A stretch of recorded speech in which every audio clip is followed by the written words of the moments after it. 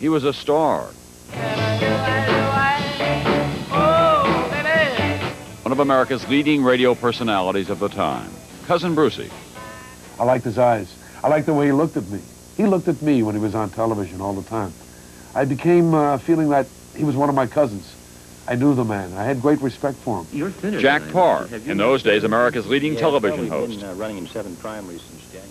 But Jack was a different person than you saw on camera. He was very controlled, very sophisticated, very much in charge, very smiling, But Jack was really basically an Irish politician. And he was a bawdy guy who said funny things. We're gonna twist it till we tear the house down. Chubby Checker, the entertainer. When he spoke, I believed him. I believed when John F. Kennedy said that this country belonged to everybody. I believed him, and I liked him. I liked the way he looked.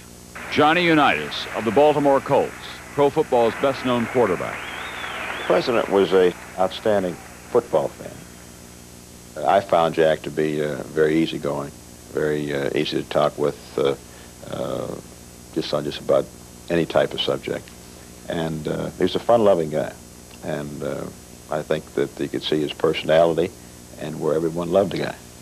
In Dallas, the clock above the Mercantile Bank ticked away the moments to the president's arrival. In the Texas School Book Depository, along the president's intended route, a man named Lee Harvey Oswald had been working for the past 5 weeks. Oswald fancied himself a champion of left-wing causes, including Castro's Cuba. He'd learned marksmanship in the Marines. Then he emigrated briefly to the Soviet Union and married a Russian woman.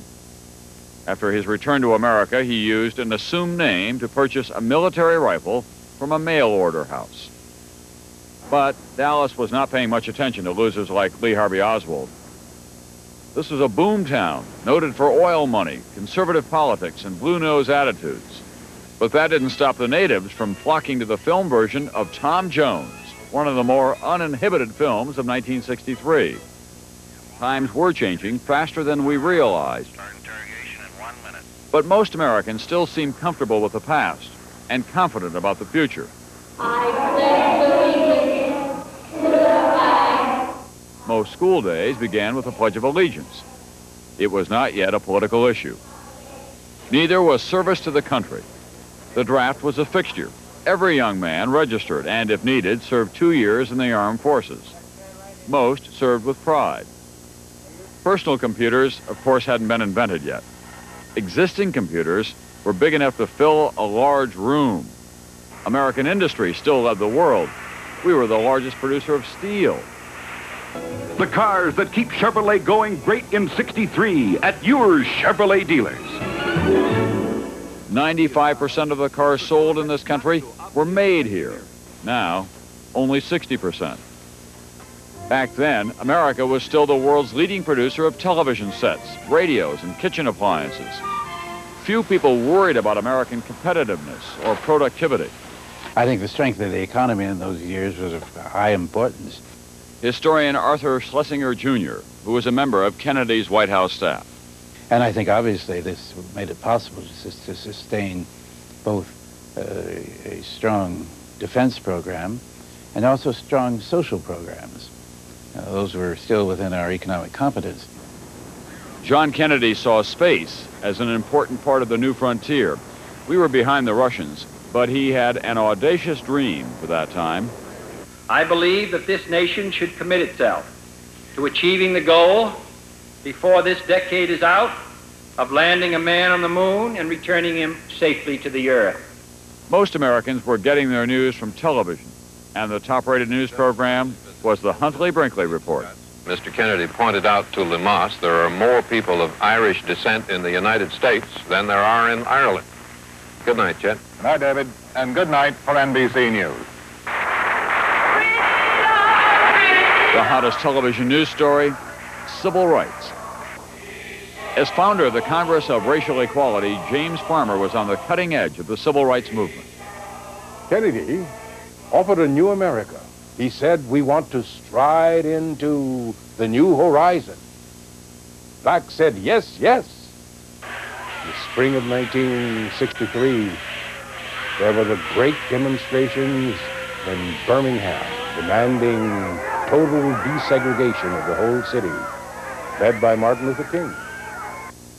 He succeeded in letting the American people, the citizens of this whole nation, know the horror of bigotry. Now the time has come for this nation to fulfill its promise. The events in Birmingham and elsewhere have so increased the cries for equality that no city or state or legislative body can prudently choose to ignore them. Here's a man from an enormously privileged background. How much did he truly understand about what was going on in ghettos, on the factory floor?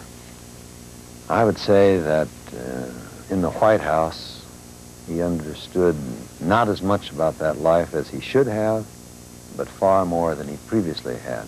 As president, he took an increasing interest in the struggle for civil rights, and he met with black leaders. His emotions on that subject were still developing at the time of his death. It was an evolution in his own thinking and in his own feeling, but it was a climax of a process. And for that, we are undyingly grateful. A great change is at hand, and our task, our obligation, is to make that revolution, that change, peaceful and constructive for all. August 1963, a march on Washington for civil rights, a massive call to conscience. John Kennedy took notice and began to offer a more active voice in the cause. Black Americans knew they had a friend in the White House. Georgia Congressman John Lewis was then head of the Student Nonviolent Coordinating Committee. And you go into almost any black home, a black church in the heart of the South, and even in some of the urban centers across this country, you'll see a photograph of John F. Kennedy. This is one country. It has become one country because all of us and all the people who came here had an equal chance to develop their talents. We cannot say to 10% of the population that you can't have that right. That your children can't have the chance to develop whatever talents they have. That the only way that they're going to get their rights is to go in the street and demonstrate. I think we owe them and we owe ourselves a better country than that.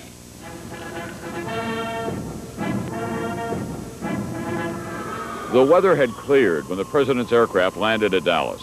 The enthusiastic crowd was a politician's dream.